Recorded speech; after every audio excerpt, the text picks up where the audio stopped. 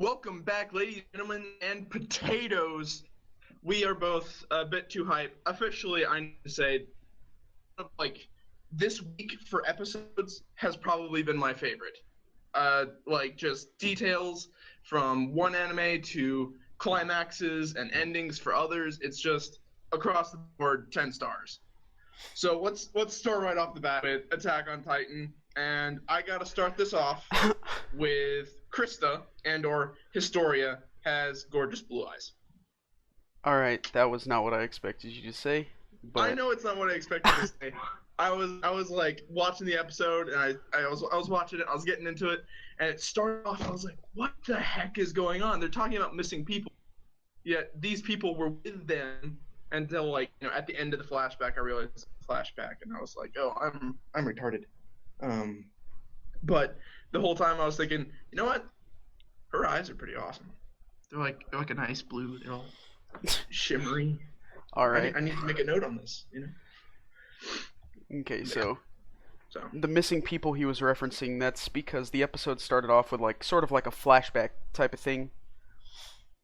And there was a blizzard coming through the town, so everybody was going into cabins, but Krista, Ymir, and Daz they were lost.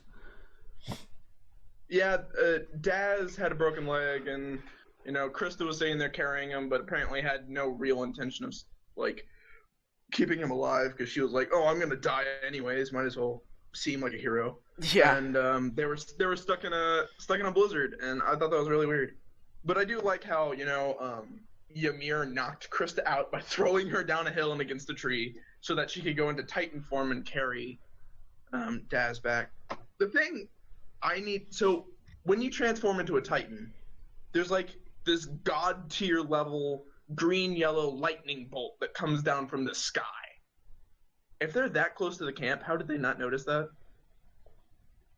I mean, I don't know, maybe because they were in a building, not looking outside. I don't know. That light would go in through the windows, and it's really fucking loud. It literally shakes the earth when it happens. I mean, I can do nothing but make up an excuse for him at this point, because I don't know. All these flashbacks to people being able to turn into Titans, and you would think it'd be harder to conceal that. But they're just like, let's go Dishonored tier stealth mode right now. Just basically make everything I do that shakes the earth practically unseeable to everyone around me. It's totally fine. Yeah, pretty much. So, at the end of the episode last week, Ymir was like, "Don't forget the promise we made," or whatever.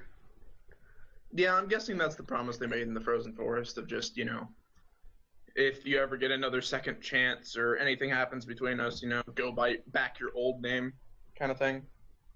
Yeah. I want to know what Ymir's story is, because obviously she said that she was from the same background as Krista, but we still don't, because Krista was what was it, a wealthy family that wanted to make her do things or whatever, and she didn't want it, so she ran away.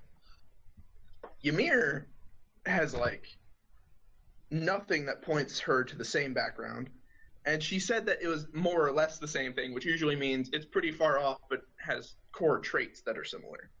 So she probably wasn't from a super rich family, but she was probably hiding for similar reasons or something. There were I don't know. apparently there was people after her, and so that's why she had initially changed her name. Well, yeah, but they didn't really go into all that detail for Ymir, did they? No, not really. Okay, I was like, or I did guess just not. all that crap go over my head and I'm just completely oblivious? Whoops. Which isn't far-fetched either. So yeah, Ymir told Krista that whenever she revealed her secret to the others, that Krista would need to take back her old name and live. That would be the promise that was mentioned in episode 4. She said that when she reveals her secret to everyone else, but when they asked Krista, Krista immediately went into denial. So does that mean Krista actually did know? because in the flashback, Ymir did not show her, or at least in the flashback, Ymir didn't show her. Yeah. But, I'm not too sure. I don't think she did, but she could have just played it off. I don't know. So about halfway through, the flashback ended, and it basically went right to where episode 4 left off, where Ymir was turning into a Titan. Okay, hold on. I'm gonna skip this part you're bringing up. Do you think Ymir's still alive? Do I think Ymir's still alive? Yeah. I don't know. Probably she not. had like a chunk of her torso missing, an arm, and I think, or she had a leg, and I think also an arm missing. And she like did the whole dramatic collapse at the end. I feel like she's probably dead because just the way the episode ended, where Krista was like, or Historia, whatever you want to call her at this point, she goes, I haven't told you my real name yet. Well, yeah. Well, I mean, at the very, very end, she tells her what her real name is. So I just kind of feel like that would be a good way for Ymir to actually die. I feel like it's a good way for her to die and like for an outro for her, but at the same time, she's a Titan, and they have like extremely high regeneration abilities. So I feel like she could still pull through if they really wanted her to. Maybe. I don't think she did, but I'm saying like it's still within the realm of possibility. Definitely. Yeah. All right. Okay. I've had enough Attack on Titan. Let's move on to freaking Hero Academia, because fucking Tokoyami and Todoroki. Just little getting a little excited there. A little table taps on them. I'm excited because I'm starting off with the last 3 seconds of the episode. Tokoyami is a fucking legend because he snatched the bandana when no one noticed. I was so surprised. Like, Very he true. literally pulled him from like second to last place to 4th place in one move that no one saw at all. Very, very true statement. I didn't expect it, that's for sure. I didn't expect it either. I thought they were going to drop out. I was about to cry. I was like, Tokoyami and freaking everybody no. and then he's just sitting there, and his shadow friend is just coming out of his stomach with a thing in his mouth, and I'm just like, it's like Saw, dude. I was doing the same exact thing the main guy was doing. I was just like bawling my eyes out. I was the excitement and the feels. Okay, so that was the end of the episode. Let's pop back to the beginning for a couple of minutes. Let's go back to the earlier moments of it, The Todoroki's group with the huge like electric sort of like attack combined with the freezing. See, the thing with Todoroki is he plans everything out before he goes into something. Yeah. So he picked everyone on his team for a reason. He picked one for speed, he picked one for grounding abilities and defensive maneuvers, and he picked one for... Like, he had everything planned out. Very true. Freaking... But I do like how he used the combo of grounding himself while electrifying everybody else, and then freezing the electrified people so they can't avoid it. That was smart. That was super smart. During that little segment, we also learned that Tokiyami's dark shadow, it's stronger at night, but it's easier to control during the day. Yeah, it's like a normal actual shadow, which I guess is fair.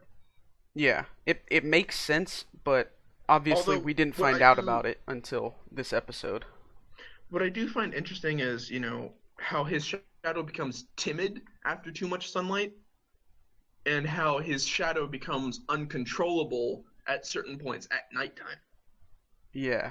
So it's like they share a relationship because they're in the same being, but at the same time, it's like a brother's bond isn't that strong. Yeah. So, real quick note, freaking Yaoi Yorozu is hot, but that's besides the point. Anyway, I just need to slip that in.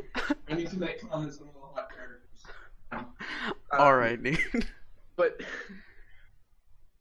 Midoriya is obviously, my favorite because he's the main character, he's lovable, he's got background. But Todoroki, he's the guy who puts he puts the serious factor in things, and he's your favorite because he puts a chill down your spine whenever he walks in the room.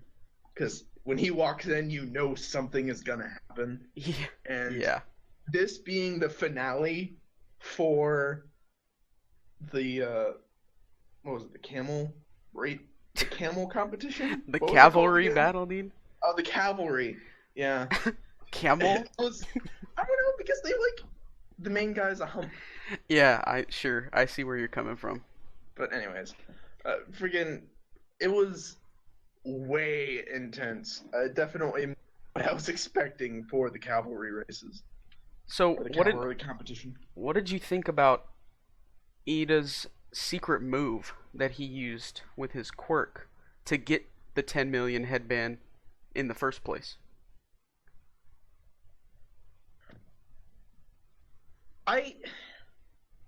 It doesn't surprise me he had that ability, but at the same time, I was like, wow, I wasn't expecting it, and I didn't already think he had it, but the fact he had it wasn't surprising, Everybody has the ability to, push their quirk beyond its limit, but at the same time, it causes problems for them.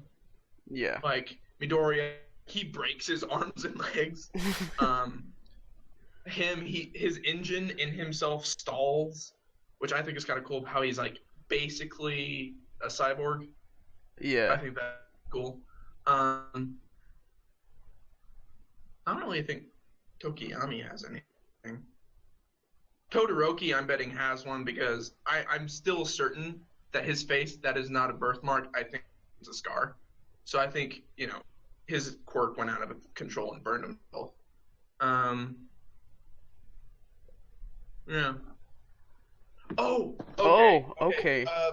Sorry. I just remembered, thinking about Todoroki again.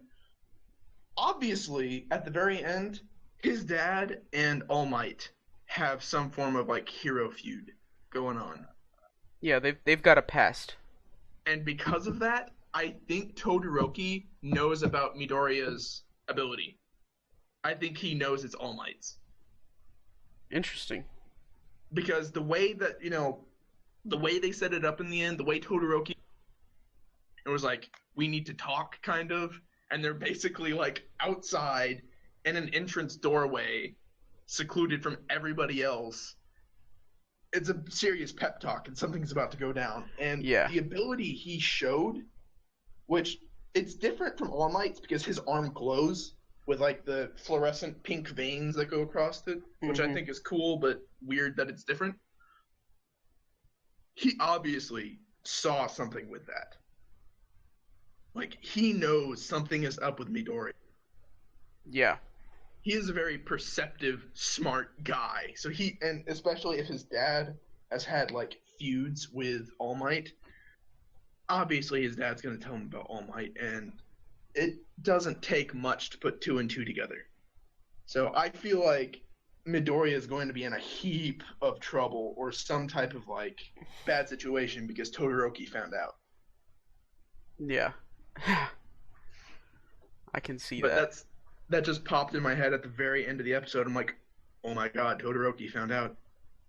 Shit is about to hit the fan, and it's not gonna be pretty. Yeah, for sure. So, before we move on, let's talk about Monoma and his quirk of he can copy anybody's quirk who touches him for 5 minutes. So, there's a little thing that was talking about his quirk description at the very end, and I misread it. It said he can't use two abilities at once.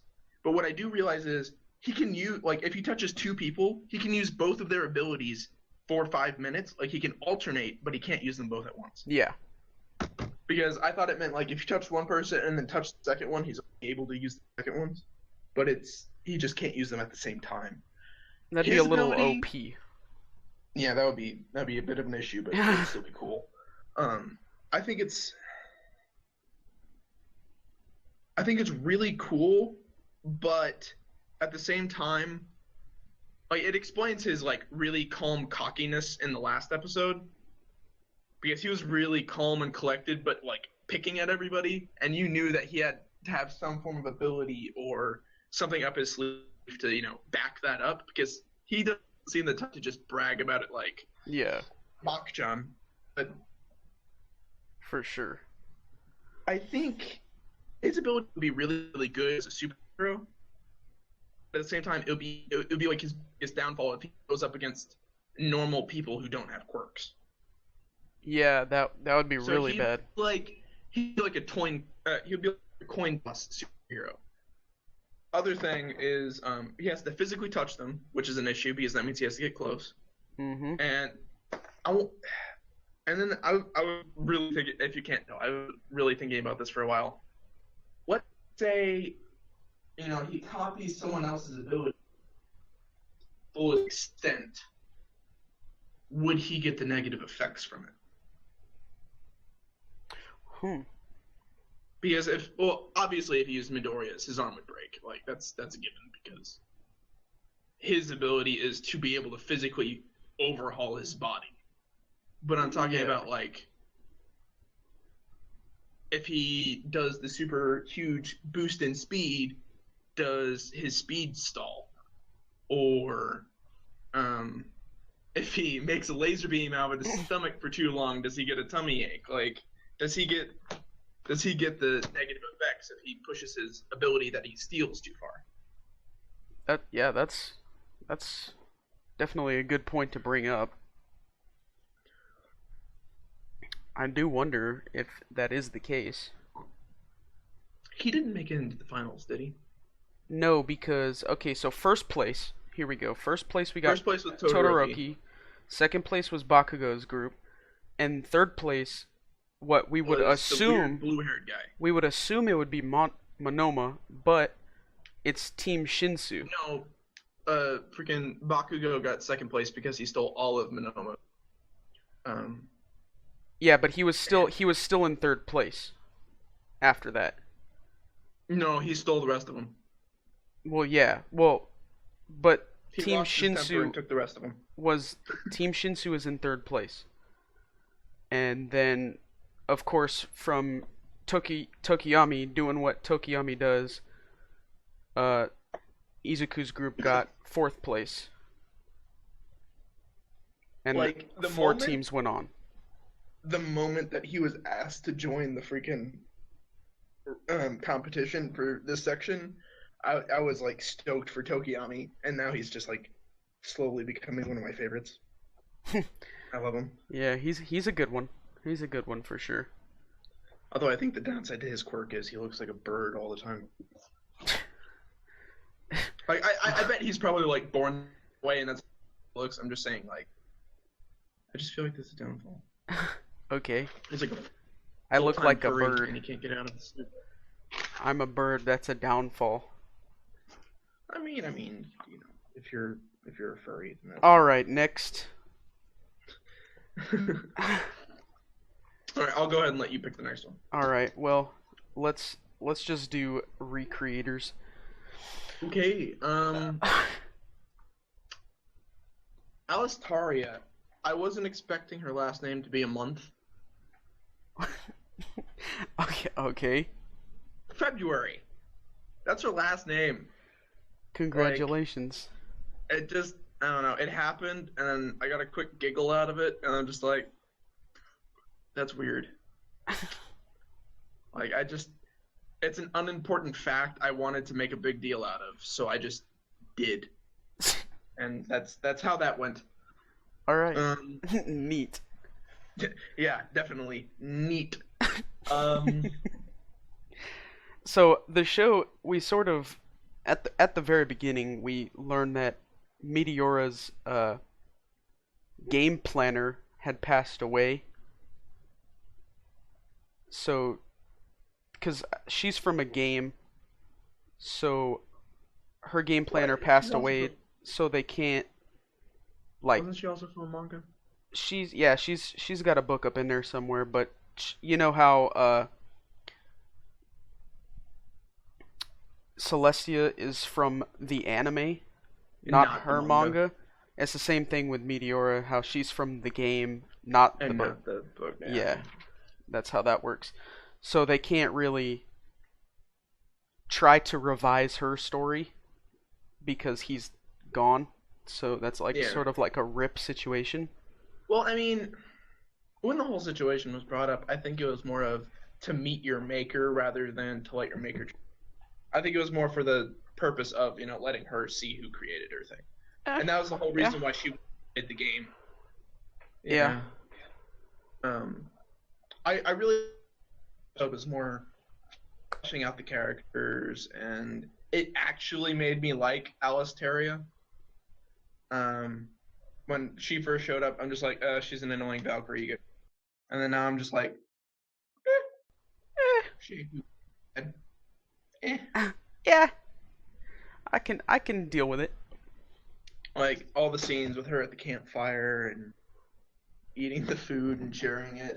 Her and Mamaka Yeah, that over there. really it fleshed out both of the characters, but mainly Alistaria, mainly because Momoko was brought in earlier. Um, I don't know. I feel like she's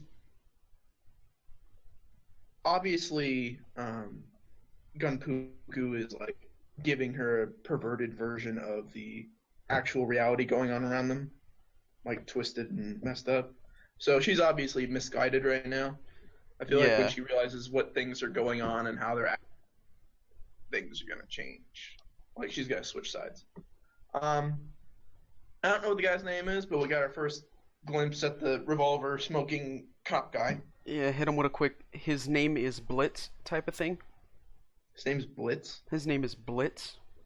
That's okay. I mean, I guess it fits. I'm just giving you the Revolvers. facts. I'm China. not. I didn't make the name up.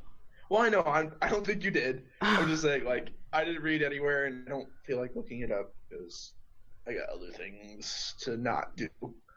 Um, but I really like how this episode was bringing in Rui. You know, oh, I know a name, the mech guy. But also it was mainly about fleshing out all the characters we already had, making it more personalized, I guess, and relatable. Yeah. Seriously though, Mitoria, when she was sitting up all night binging her own game, that just made me think a lot about like what I do and healthy. If you were from a game, No, I mean like I up and binge all night anyways, and I wake up or I'm oh, there the next day and I realized I didn't eat or sleep. wait a Can second. you eat, please? Because that's basically what she said. She's like, sorry, Shimata. I didn't sleep or eat last night. Could you feed me early, please? Could you wait a second? I forgot to eat and sleep. It's like, hey, look, it's the afternoon of the next day. Could you cook me up a little something, please? And like the entire conversation was while she was eating, so like all the words are garbled. Thank God there's subtitles, anyways.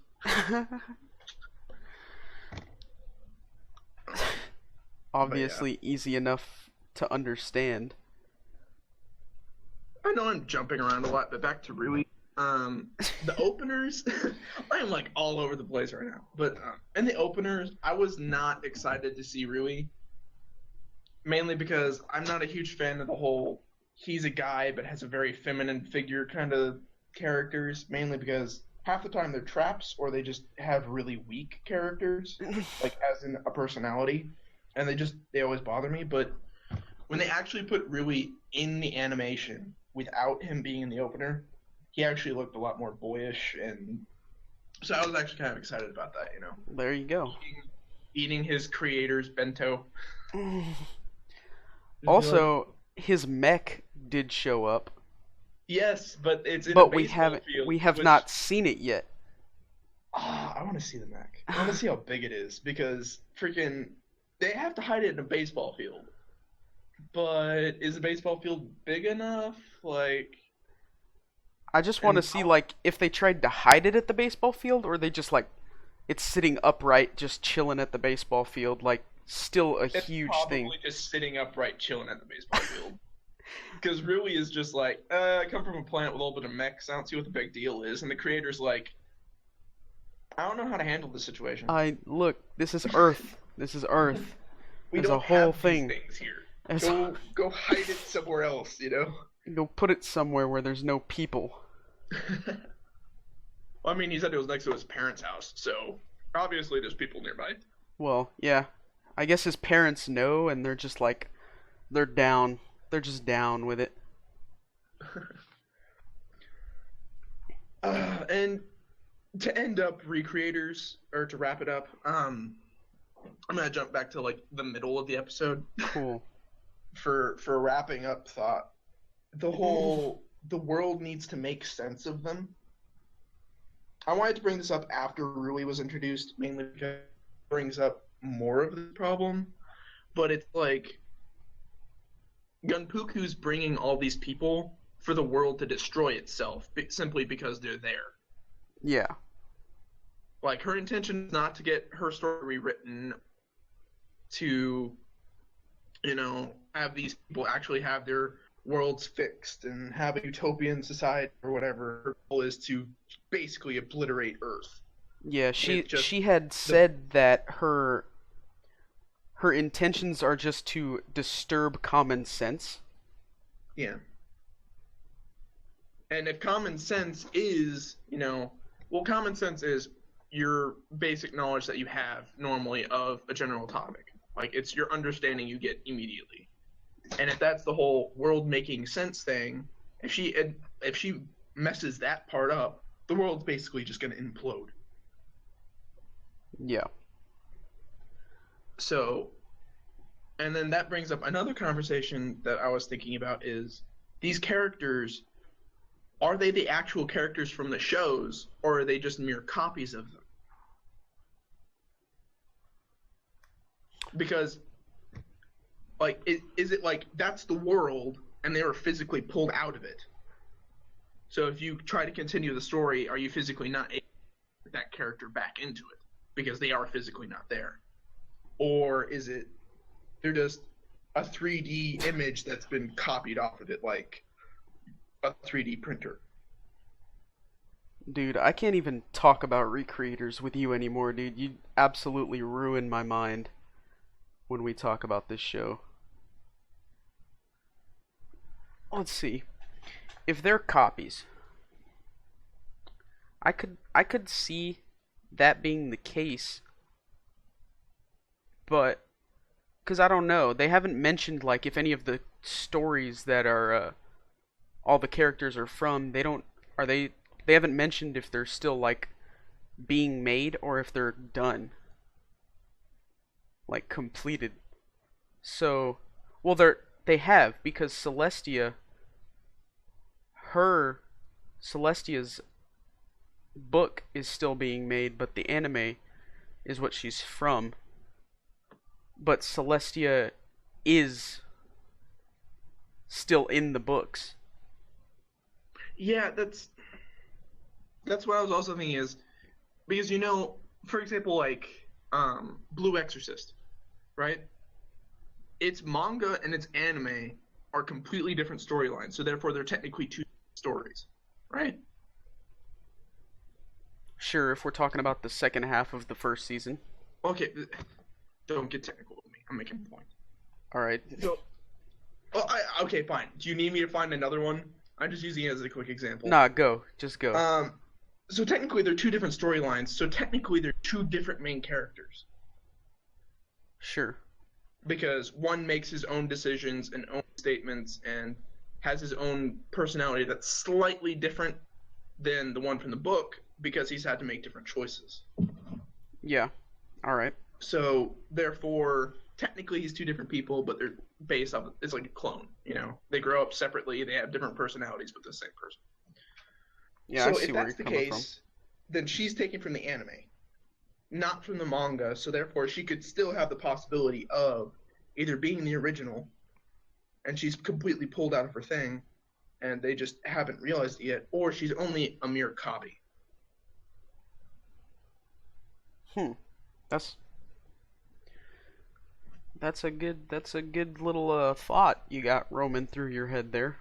And that correlates with the whole common sense world picture of, if they're clones, then if they destroy each other, that it's a really depressing, nasty version of, it didn't matter in the end. Yeah, I guess. I've had plenty of anime do that to me, and it's really depressing, but it's nice. Everyone's like happy in the end, except for all the people dead. or they have to be the original ones, and therefore you have to find a way to put them back into their own stories. And that's everybody in the show is assuming that the latter idea of what you're saying is the true statement. But if they aren't and they go back, then you're gonna have two of the main characters for everything. Then they'll have two, yeah. And then that's gonna be an issue on its own. Interesting. Definitely interesting. Yeah. So well, I'm just being overly theoretical right now. All right. Well, we'll leave Recreators on that note. You guys can think about that overnight and get back to me on it. Holy crap! I feel like Recreators is our most hypothetical anime we've got so far. For sure. Absolutely. What are we gonna do? Love Tyrant? Let's do it. Okay, let's do Love Tyrant. Yeah, that's totally fine with me. Still officially, I have to say, Akane is my favorite character by far.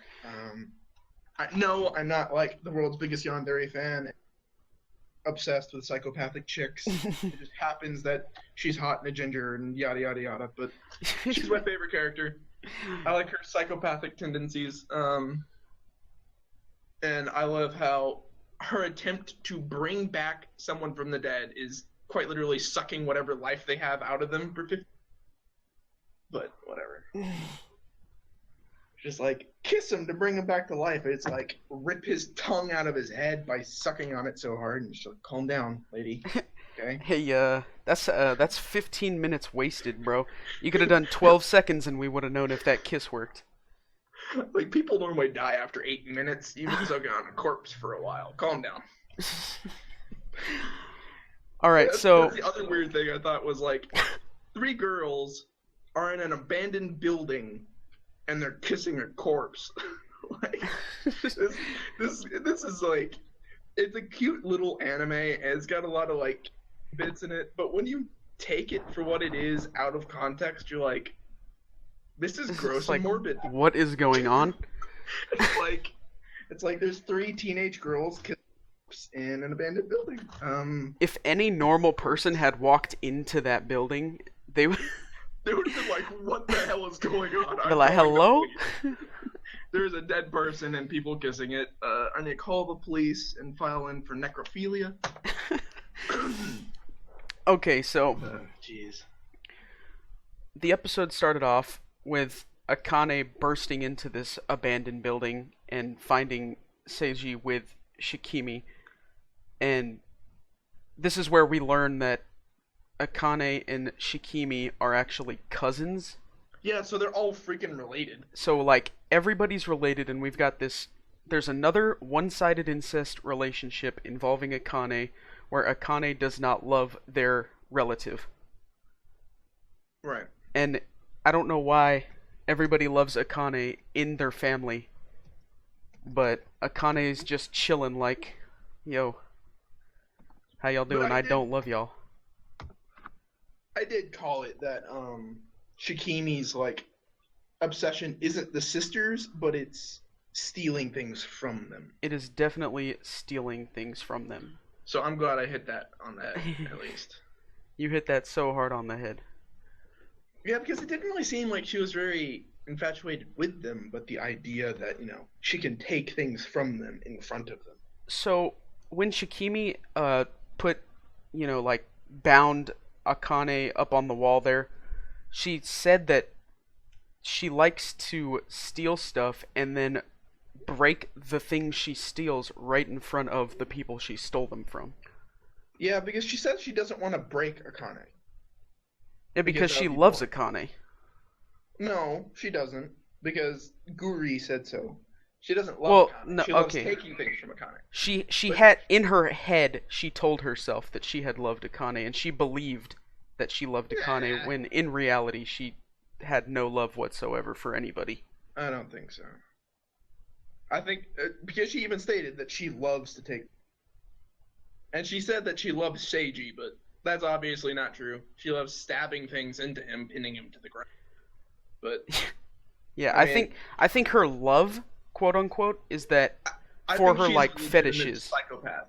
Like I think she's legitimately a psychopath, a person who doesn't feel. Yeah, that's definitely a description I would give for her, 100%. But I feel like at some point she's going to have to be in relationship because Akane said that she's going to kill her if she hurts Seiji. And therefore, if that's how it's going to happen, to continue keeping Shikimi around, she needs to become immortal. So, I don't know. I wonder how that's going to pan out.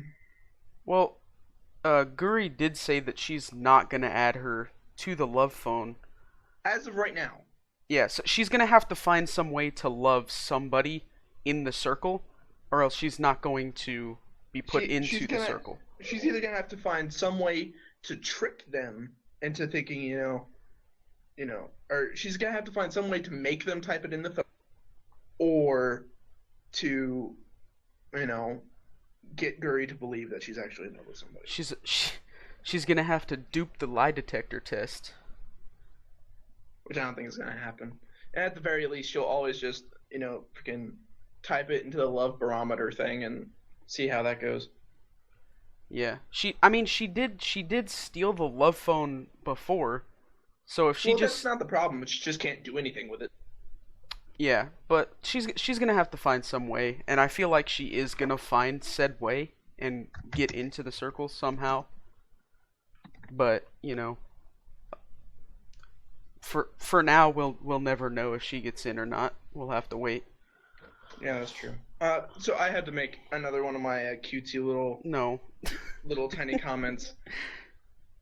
I have to compliment Shikimi. Like, officially, she's on my list of favorite characters of that show. Shikimi's number 2 and Akane's number 1.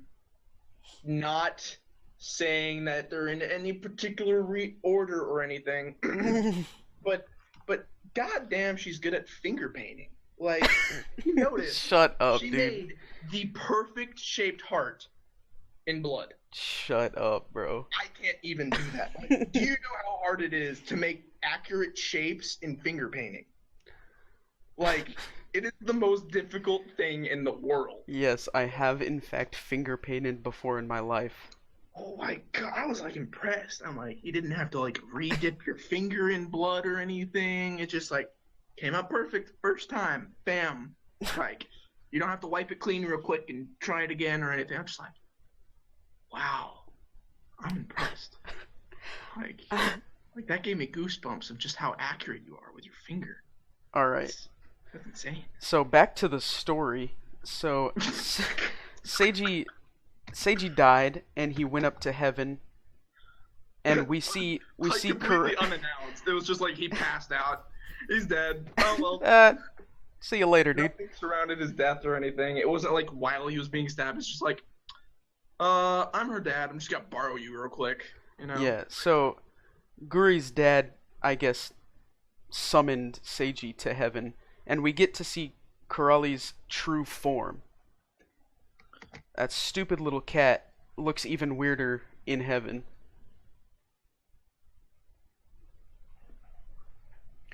So, and Kurali took Seiji to go to Kami's room, which is, Guri's dad. And to Seiji's surprise, he's like, "What? This is just a normal living room." And when they went in, they were like, where is Kami? We have no idea where Kami is. And out of nowhere, he's just chilling on the ceiling, minding his own business, and drops down, and he seems like super excited to see Seiji, obviously, because he summoned him and whatnot. But he summoned Seiji because he wants Seiji to tell Guri about love and have her understand what love means.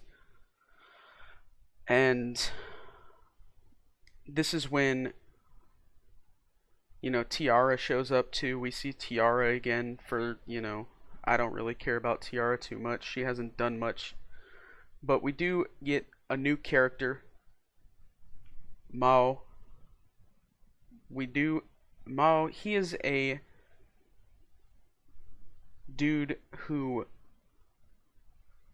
wants Guri to actually to go to hell. Okay, I was moving for a bit. I don't know why. But is Tiara pregnant with Kami's kid? Dude, I don't know. You think I know that?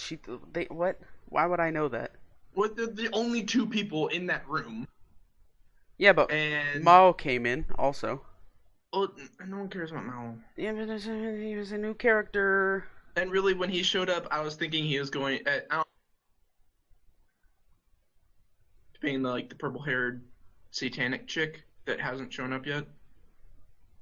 Yeah. Okay. I don't know why I thought of that, but I don't know. So okay, really, all right. I feel like Tara is pregnant with Kami's kid. All right, cool. You keep believing that. Maybe she is. Who knows? Whatever. She's not. She's probably not. How do you know? So back to what I was saying. You don't know anything. Mao wants Guri to go to hell and become a demon rather than be an angel. What's the problem with that? I mean, she already dresses like a goth. Yeah. Like, it's weird to see her in a pink tutu and wings. Like, it's just out of place. He says that Mao says that Guri would be very popular in hell, and I'm not gonna act like that wouldn't be true. Cute devil girls are like the number one fetish for teenage boys in their houses or whatever. Well, I mean, she definitely would be popular if she became a demon. That's fact. All right, so let's flip the script back to not heaven, real Earth stuff. So Guri tries to kiss Seiji because it's like, okay, Akane, yours didn't work. Let me jump in there and try to give him that, smooch type Jeff. And Akane's like, nah, dude, I'm gonna kill you. Nah, dude. Nah. So while they go off, they're like fighting each other, or Guri's running away while Akane's chasing her, and Yuzu's just like, hey, why don't I get up in there, dog? I'm gonna get up in there and I'm gonna give him that old smoochy. Yeah, I thought that was gonna happen, and then she even more because she thought she woke him up or whatever, and then it turns out she just gets clonked in the face. She's like dead right over top of him, and he wakes up and just like pound, bah, get out of here, boy, bah. Yeah, that's pretty great. And then Seiji at the end of the episode, it's pretty much Seiji just goes. He just thinks to himself, sort of, can he actually teach Guri about love? Because she probably doesn't. She knows enough about love. Yeah, she knows enough to turn away Shikimi. Yeah, she knows that much. That's just about it. Other than that, I don't. Yeah, she's probably out of the loop by a long shot. All right, boys. The moment you've all been waiting for. God? The god? Oh, dude. Stop. Her becoming Kami? Stop. I just... Yeah, Seiji's answer of just, no, I say no in in defense for mankind. Nah, saving dude. mankind would be a big fat no to that question. Alright, so let's get down and dirty in the King's Avatar, talking about episode 5, Called it. How are you doing? Hit me with it. What'd you call? The fact that crap, I forget her name. The second girl in the whole Alright, so at the business. beginning of the episode, People watch the we episodes. You don't need to make a noticed summary of that them. Excellent Dynasty is Yi Ju's old team. It's the worldwide guild for his old team, Excellent Era. So we were right about that. Well, I don't because they were giving him information on the Excellent Dynasty. Because they didn't know if it was him or not.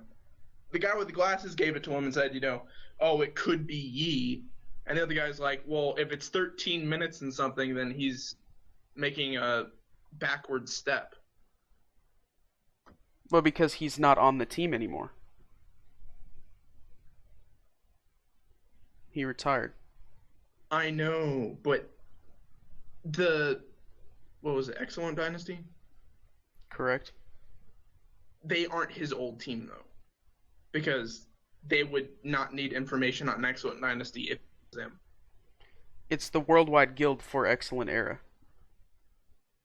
It is his old team. Okay, fine.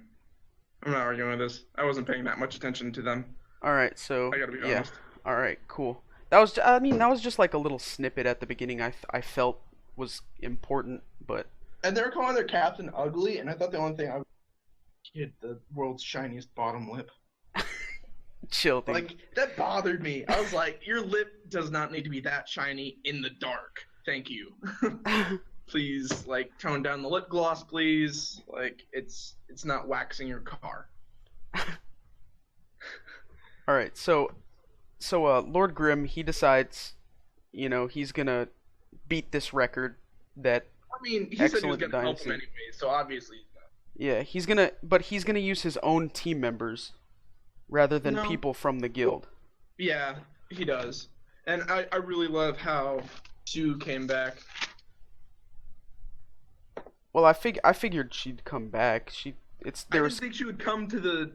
I didn't think she would meet up with Yi to beat a record.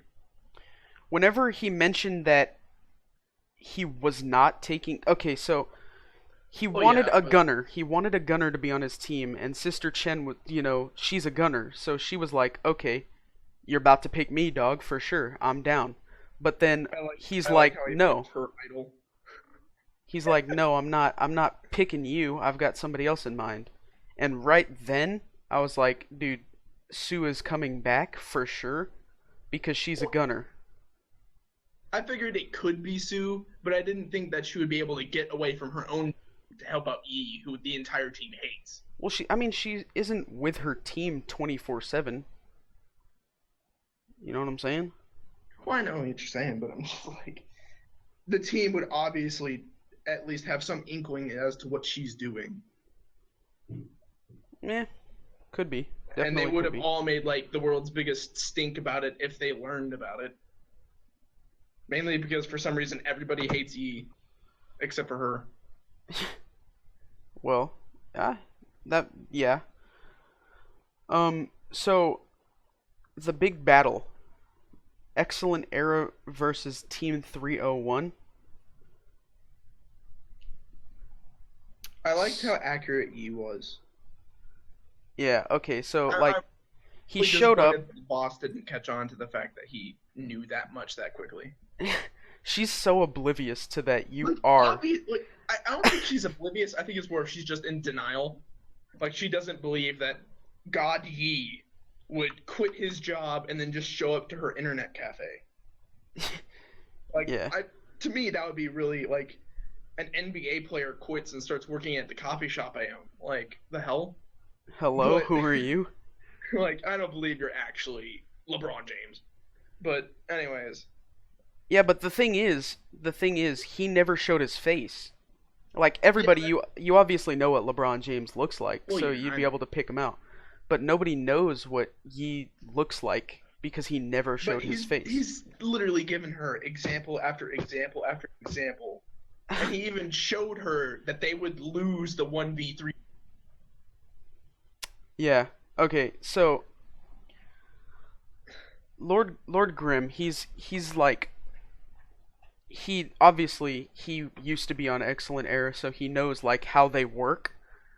So he shows up for the match, like he misses the 1v1s, but he catches the 3v3s, and when he Like jumps he in, wasn't really paying attention. he jump Like he just showed up and he's like, they're gonna lose, and he just takes a walk outside and smokes until the goes out. he Like, so yeah, so when he comes in for the 3v3s, it's like there's the captain, the now captain that took Yi's spot. He's slaying Team 301 in these 3v3s. He 1v3s, and 1v3s aren't common. It's only happened like twice before. yeah, I think something like that. I can't remember. it was just twice. And Lord Grimm's like, okay, they're gonna lose. It's not. They're obviously. Sister Chen's like, what are you talking about? They're definitely They about to just win this. won. What are you doing? They just beat this. And he's like, no, not the 3v3s, you absolute buffoon. I'm talking about the overall match. And he says that Team 301, their strategy is to lose the 3v3 because they're using a tactic where they raise the captain of Excellent Era's APM so that he loses his game pacing. He gets sloppy and like Yeah. overly confident in himself. And yeah, so he basically during the 5v5s after the 3v3s, he wants to take everybody on by himself, and he loses so quickly.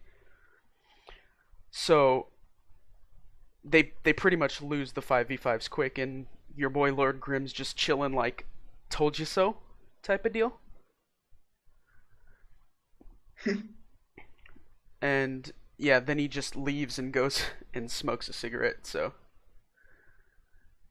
and then afterwards, after the fight, this was a very interesting scene where Well, I knew this was gonna happen eventually. the two dudes from Excellent Era, one of them's like Show up really and, like, drunk, start- Yeah. and they come into the net cafe, and they don't notice Yi in the background. They notice Tang Ro, who's sitting there, and they are just start the drunk guy starts hitting on her. See, and that was the thing I was calling. I knew that Tangro was gonna learn about, Yi being Yi first. Yeah. And either she was going to like I knew she was either going to just straight up not care because she doesn't know that much about glory. She's just good at playing it. Or she would use it to, fire herself up to be like, I'm going to beat the crap out of him one. And it turns out, she didn't give a crap. you know, she's an interesting girl. So this drunk guy, he's like, once they do realize that Yi is sitting right there, he's like provoking Yi so much because it's like, oh, what are you gonna do, bro? You're not my captain anymore. I don't have to listen to you. But he still continues to act as if he was their captain by telling them. Well, no, not really. Well, not really, but he was just more like just spitting out the things that were true. And he was like, the guy wrong. He was like, if I was still your captain, you would have won that match because you would have done this, this, this, and this, and it would have been an easy match. And then the other guy tried to pawn it off on the new captain, and he's just, well, you know what? Even if I wasn't the captain and he was the new captain, you still would have won because you wouldn't be vice captain. Because vice captain's job is to make sure the captain knows how to play the damn game. It's just like, jeez. Got him, dude. Hey, got him. Savage today. Got him, dude. And I love how he ended his savagery by pointing at the sign in the net cafe that's like, yo, we don't accept drunkards here. And then he asks them to leave. I love how they put that little bit in there. That was a good little touch to add. I absolutely love the way he just doesn't care about anything or anybody. It was that was probably one of my favorite episodes because I saw that coming from like a mile away is his old team is going to show up or something's going to be revealed about who he is to make it like irrefutable evidence that he is Yi. Yeah. And I'm like, I don't think the boss is going to see it first. I don't see her seeing it, like having it come to her eyes and, epiphany moment. And even if it was, she'd still be in denial about it. Yeah, probably. And when Tang Ro found out about it, she just, like you said, she just kind of blew it off. Like, I don't really care that much. It was more of just like conversation. She's like, old coworkers. He's like, yeah. And she's like, okay. Just yeah. back to playing the game. Just, oh, like, you used to work with these guys? It was like got hit on by a drunkard that was kind of ugly to begin with. The other guy was all like really timid and like scared of the whole situation, and she's just sitting there playing a game the entire time, not giving a crap. All right, to wrap this up real quick, the episode, obviously it started with talk of I'm gonna beat the record at the Frost Forest, and at the end they actually went in and started fighting it.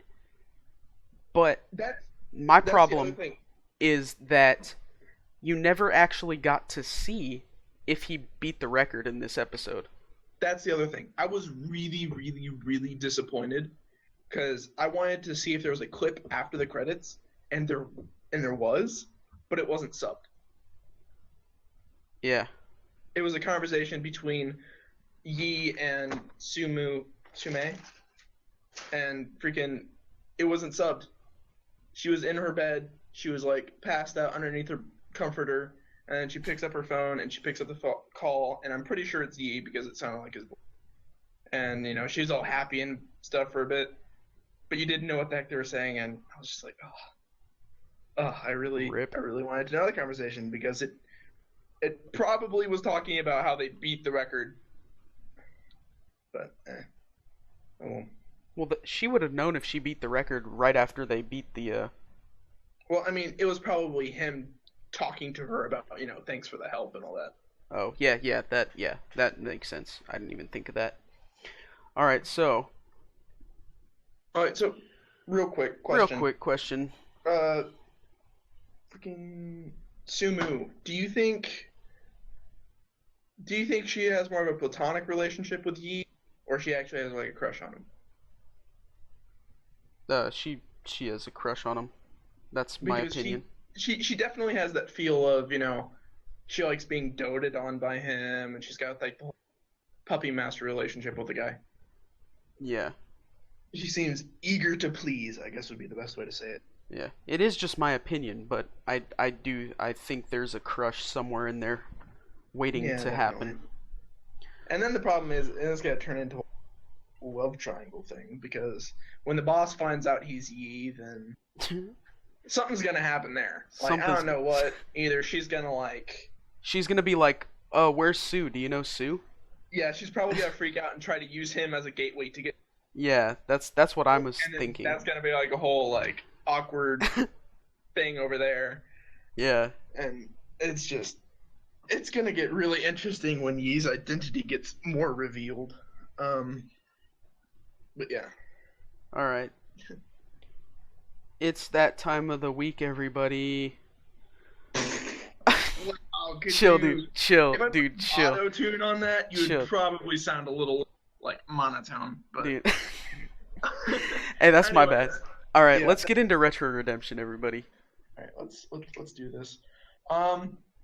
So again, I'm going back to 2015.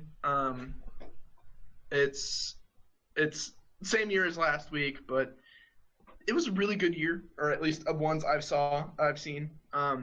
So this time I picked Seraph of the End, or Awario no Seraph. I had a friend who made me want to watch this, and like he was like adamant. He's like, you need to watch this. I was like, okay, fine, yeah, whatever. And I started watching it, and I'm like, it's like vampire version of Attack on Titan. But worse. Like this guy, as a kid, he lived in an orphanage, and the orphanage got taken away by vampires. As kind of like a blood farm, They would take a little bit of blood as they like regenerate it and stuff, like normal body stuff. And then he comes back and he's like, I'm gonna kill all the vampires in existence with a whole like psychotic rage thing, and like it's basically vampire version of Attack on Titan. And the other thing is there are in this reality there are monsters, and I feel like they're under the control of the vampires. I think that's how it was, and it's just really weird and all that.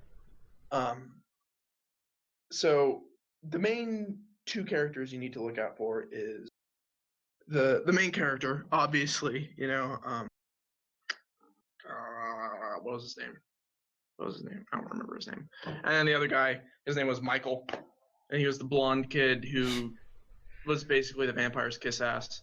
And that's not an exaggeration. Like, the royalty that kidnapped the orphanage specifically loved Michael, and therefore Michael was reserved for the royals, and because they loved the taste of his blood or whatever, and that led him into the palace, and he got to bring back food for the whole orphanage or whatever. Like, yeah, Michael was the whole, like, I'll lick your boot if you ask me to, kind of.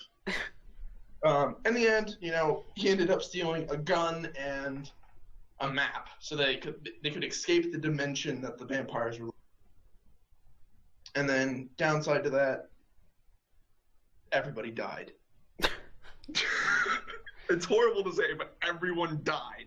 Like, I'm not entirely sure if Michael died or not, but then one of the progenitors came back and gave him blood so that he became a vampire instead of dying, or to bring him back to life. I'm still kind of fuzzy on if he died or not. But it's the best way I could describe it is it's definitely a vampire version. They did a great job at the setting. Character development's good. The thing you need to know is the ending is open-ended. Not like they left you on a cliffhanger, like there will be a next season kind of open-ended, but it was like it was basically closed off. It was ended, but they left it open for your imagination, kind of. Very thought-provoking ending. It's very akin to the ending of High School of the Dead, The unfinished. The last episode, and then, they were all, like, still band up, and they're all, like, on a bridge on a highway, and you see them walking together as a group to, like, a supermarket or whatever, and you hear zombie noises inside. So it's like, it's open for a second season, but it doesn't have to be. It's like, they just left it to where, the story continues, kind of. It can be taken as an ending, but not necessarily. So if you don't like that kind of thing, hopefully you can get over it, because keeps you on the edge of your seat till the very end. Yeah, I definitely agree with that. The other thing I need to mention is the variations in weapons was really cool. I always love a show with some good weapons. Well, it mainly stuck to like melee combat. Yeah, that kind of makes sense for vampires. Yeah, the gun that Michael stole, they shot the other progenitor in the face, like they shot him dead center in the head, and he actually survived after that. Rip, dude. Yeah, but not rip at the same time. Yeah, well, I mean, he was an annoying prick, so it was rip, but. Rip at the fact that he doesn't rip. Killed everybody. Like that was real dumb. Anyways, just a fun fact. Yeah, fun fact. Everybody died. By the way, it is really depressing because you liked all the kids too, and like they were cute, and it was depressing. It was sad. I want to blow my own brains out now. But so the vampire weapons, they have to give blood to feed their swords. Makes sense. Which I thought was really cool. Like, vampires have vampiric weapons. Charged by their vampiric spirit powers. But humans had demon-possessed weapons. Oh. Which I thought was really cool. Sounds cool. Just the contrast and how they have to use, like, how things come around. I thought it was really cool. It was it was a anime I give top marks to. I wouldn't say it's a 10 out of 10. I'd say it's at least an 8 out of 10. It was really good. What would you give it out of a 63? Ooh,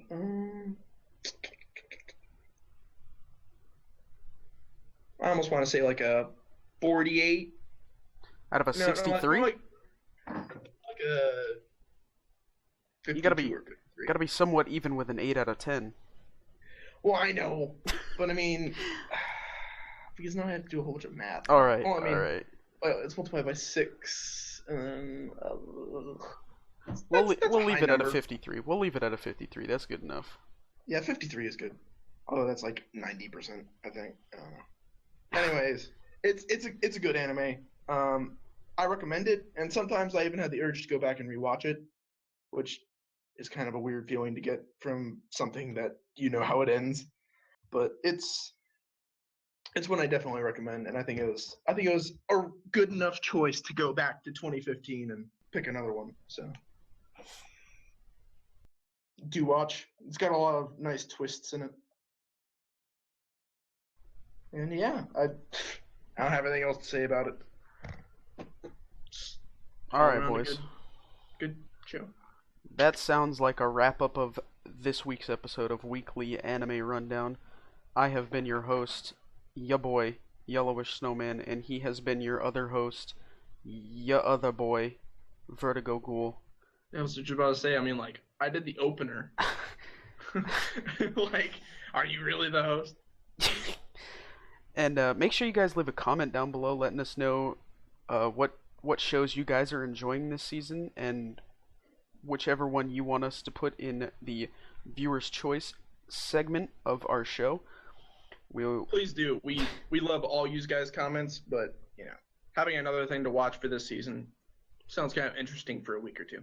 So the most voted for, whatever you guys want, just whatever name has the most comments, we'll pick it, we'll watch it, we'll give you the rundown, and also make sure you guys subscribe to our channels for some more. Least know that we're making more of these videos. Get that, it's coming out every Friday. Get that sub feed every Friday on the dot.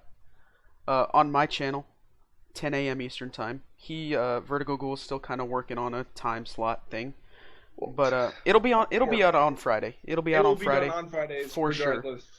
100% guaranteed. And sometimes I'll upload it before him just to get the edge. There you go. And also hit the share button. Let some other people know what's going on in the anime world. If somebody loves anime, let them know about the video. Maybe they'll like 2 dudes talking about it. 2 dudes, just a couple of dudes chilling. All right, well, thank you for popping in this week, and hopefully we'll see you then. See ya. See you in the next one, boys.